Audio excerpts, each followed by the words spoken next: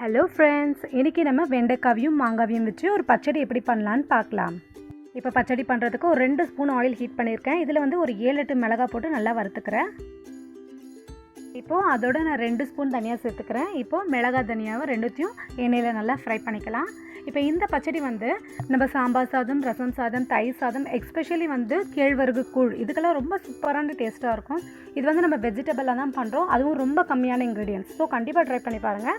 இதில் வந்து ஒரு 2 ஸ்பூன் வேர்க்கடலை சேர்த்துக்கிறேன். அதையும் நல்லா வறுத்துக்கலாம்.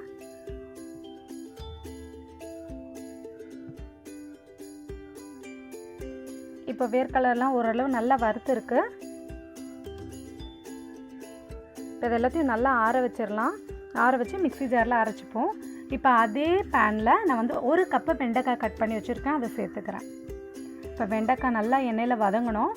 அதோட ஒரு 1/2 கப்பு மாங்காய், நல்லா புளிப்பான மாங்காவாக எடுத்து கட் பண்ணி வச்சுருக்கேன். இப்போ அதையும் சேர்த்துடுறேன். இப்போ இது ரெண்டையும் நல்லா எண்ணெயிலேயே வதங்கணும்.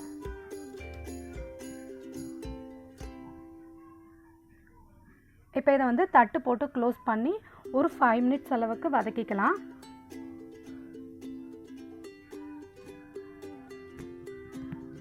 இப்போ இது வதங்கட்டும்.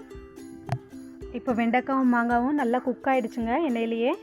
இப்போ இந்த மசாலாவில் உப்பு சேர்த்து அரைச்சிக்கலாம்.